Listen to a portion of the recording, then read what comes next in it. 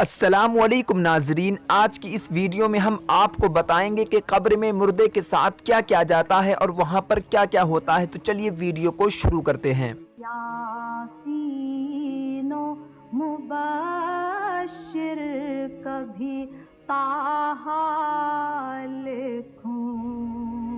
منقول ہے جب مردے کو قبر میں رکھا جاتا ہے اور اسے عذاب ہوتا ہے تو پڑوسی مردے اس کو پکار کر کہتے ہیں، اے دنیا سے آنے والے، کیا تو نے ہماری موت سے نصیحت حاصل نہ کی؟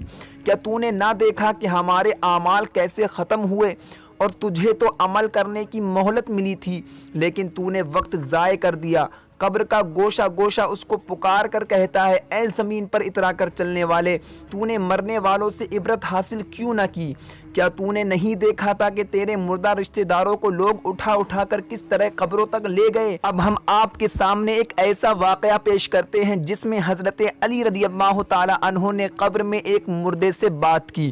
شرح الصدور کے اندر موجود ہے، حضرت سیدنا سعید بن مسیب رضی اللہ تعالی عنہ فرماتے ہیں، ایک بار ہم امیر المومنین حضرت مولائے کائنات علی المرتضیٰ شیر خدا کرم اللہ الوجہ الکریم کے ہمراہ مدینہ منورہ کے قبرستان گئے۔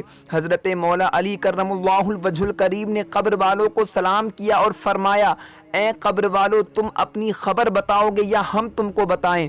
حضرت سیدنا سعید بن مسیب رضی اللہ تعالی عنہ فرماتے ہیں کہ ہم نے قبر سے وعلیک السلام ورحمۃ اللہ وبرکاتہ کی آواز سنی اور کوئی کہنے والا کہہ رہا تھا، اے امیر المومنین، آپ ہی خبر دیجئے کہ ہمارے مرنے کے بعد کیا ہوا؟ حضرت مولا علی رضی اللہ تعالی عنہ نے فرمایا، سن لو، تمہارے مال تقسیم ہو گئے، تمہاری بیویوں نے دوسرے نکاح کر لیے، تمہاری اولاد یتیموں میں شامل ہو گئی، جس مکان کو تم نے بہت مضبوطی سے بنایا تھا اس میں تمہارے دشمن آباد ہو گئے، اب تم اپنا حال سناؤ۔ یہ سن کر ایک قبر سے آواز آنے لگی، اے امیر المومنین، ہمارے کفن پھٹ کر تار تار ہو گئے، ہمارے بال جھڑ کر منتشر ہو گئے، ہماری کھالیں ٹکڑے ٹکڑے ہو گئیں، ہماری آنکھیں بہہ کر ہمارے گالوں پر آ گئیں اور ہمارے نتنوں سے پیپ بہہ رہی ہے، اور ہم نے جو کچھ آگے بھیجا اسی کو ہم نے پایا، اور جو کچھ ہم نے پیچھے چھوڑا اس میں ہم نے بہت ہی زیادہ نقصان پایا۔